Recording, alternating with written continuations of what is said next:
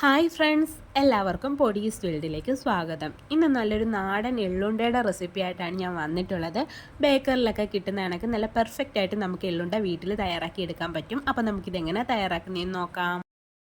എള്ളുണ്ട തയ്യാറാക്കുന്നതിനായിട്ട് ഞാനിവിടെ 2 കപ്പ് എള്ളാണ് എടുത്തിട്ടുള്ളത്. കറുത്ത എള്ളാണ് എടുത്തിട്ടുള്ളത്. അത് നല്ല വൃത്തിയായിട്ട് കഴുകിയിട്ട് എടുത്തിട്ടുള്ള എള്ളാണ്. എന്നിട്ടൊന്ന് ഡ്രെയിൻ ചെയ്തെടുത്തിട്ടും കൂടി ഉണ്ട്. എള്ള് നല്ല വൃത്തിയായിട്ട് കഴുകണം കേട്ടോ. അതിനകത്ത് ഒരുപാട് അഴുക്കും മണ്ണും ഒക്കെ കാണും. അത് നന്നായിട്ട് കഴുകിയെടുക്കണം. അപ്പോൾ അങ്ങനെ കഴുകിയെടുത്തിട്ടുള്ള എള്ളാണിത്. കഴുകിയിട്ട് ഡ്രെയിൻ ചെയ്ത് ഒട്ടും തന്നെ വെള്ളം നനവില്ലാത്ത രീതിയിൽ ഡ്രെയിൻ ചെയ്തെടുത്തിട്ടുള്ള എള്ളാണ്. ഇനി നമുക്കിതൊന്ന് വറുത്തിട്ടെടുക്കാം. എള്ള് വറുത്തെടുക്കുന്നതിനായിട്ട് നമുക്ക് ഈ ഒരു എള്ള് കടായിലേക്ക് അങ്ങ് ചേർത്ത് കൊടുക്കാം. എന്നിട്ട് ആദ്യം ഒരു ഹൈ ഫ്ലെയിമിൽ ഒരു 2-3 മിനിറ്റ് നേരത്തേക്ക് ഹൈ ഫ്ലെയിമിൽ വെച്ചിട്ട് വറുത്തെടുക്കാം. ആ ഒരു ചെറിയൊരു വെള്ളം നനവൊക്കെ ഉണ്ടെന്ന് പോവാൻ വേണ്ടിയിട്ട് ഹൈ ഫ്ലെയിമിൽ വെക്കുക. പിന്നീട് ഒരു മീഡിയം ഫ്ലെയിമിൽ വെച്ചിട്ട് വറുത്തിട്ടെടുക്കുക. നന്നായിട്ട് ഇളക്കി കൊടുത്തുകൊണ്ടിരിക്കുക കേട്ടോ. കണ്ടിന്യൂസ് ആയിട്ട് ഇളക്കി കൊടുത്തുകൊണ്ടിരിക്കുക. ഇത് വറുത്ത് വരുമ്പോഴത്തേക്ക് ഇത് നല്ല ക്രിസ്പി ആവും. നമുക്ക് കഴിച്ച് നോക്കുമ്പോൾ തന്നെ മനസ്സിലാവും നല്ലതുപോലെ ക്രിസ്പി ആയിട്ടിരിക്കും. അതുമാത്രമല്ല ഇത് പൊരിഞ്ഞ് വരും, ഇങ്ങനെ പൊട്ടി പൊട്ടി വരും. അതാണ് ഇതിൻ്റെ പരുവം എന്ന് പറയുന്നത്. അപ്പോൾ അതുവരെ നമുക്ക് നന്നായിട്ട് വറുത്തിട്ട് എടുക്കാം. ഈ ഒരു എള്ള് നന്നായിട്ട് കഴുകിയതിന് ശേഷം നമ്മളൊന്ന് വെയിലത്ത് വെച്ച് ഉണക്കിയിട്ട് എടുക്കുകയാണെന്നുണ്ടെങ്കിൽ പെട്ടെന്ന് തന്നെ നമുക്ക് വറുത്തെടുക്കാൻ വേണ്ടിയിട്ട് പറ്റും. അതുപോലെ തന്നെ കണ്ടിന്യൂസ് ആയിട്ട് ഇളക്കി കൊടുത്തുകൊണ്ടിരിക്കാൻ വേണ്ടിയിട്ട് ശ്രദ്ധിക്കണം. അല്ലാന്നുണ്ടെങ്കിൽ അടിക്കൊക്കെ പിടിച്ചു പോയി കരിഞ്ഞു പോയി കഴിഞ്ഞ് കഴിഞ്ഞാൽ പിന്നെ ഒരു ടേസ്റ്റ് വരത്തില്ല. അപ്പോൾ നമ്മുടെ എള്ള് നന്നായിട്ട് പൊരിഞ്ഞ് ക്രിസ്പി ആയിട്ട് വന്നിട്ടുണ്ട്. ഇത്രയും മതി. ഇനി നമുക്ക് ഫ്ലെയിം ഓഫ് ചെയ്തിട്ട് ഇത് മറ്റൊരു പാത്രത്തിലേക്ക് അങ്ങ് മാറ്റി വെക്കാം.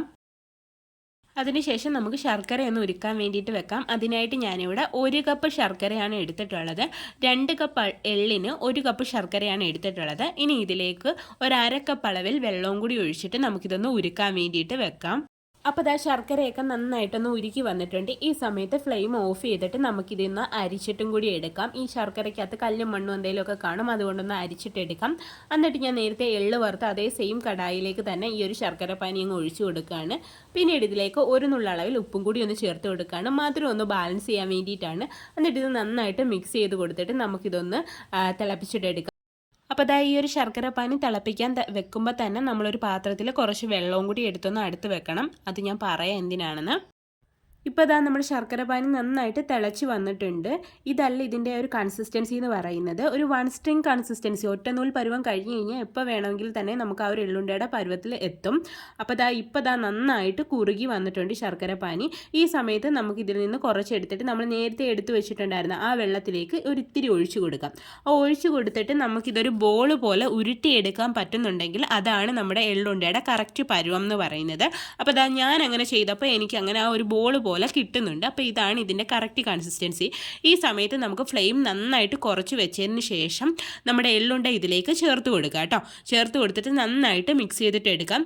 ഞാൻ ഇതിലേക്ക് ജീരകത്തിൻ്റെ പൊടിയോ ഏലക്കാപ്പൊടിയോ ഒന്നും ചേർത്ത് കൊടുക്കുന്നില്ല. നിങ്ങൾക്കത് താല്പര്യം ഉണ്ടെങ്കിൽ ഇതിലേക്ക് ചേർത്ത് കൊടുക്കുക കേട്ടോ. എന്നിട്ട് നന്നായിട്ട് മിക്സ് ചെയ്തിട്ട് എടുക്കാം. ഇനി നമുക്ക് ഫ്ലെയിം ഓഫ് ചെയ്തിട്ട് ഇതൊന്ന് മാറ്റി വെക്കാം. എന്നിട്ട് ചെറുതായിട്ട് ചെറിയ രീതിയിൽ ചൂട് മാറുന്നിടം വരെ ഒന്ന് വെയിറ്റ് ചെയ്യാം.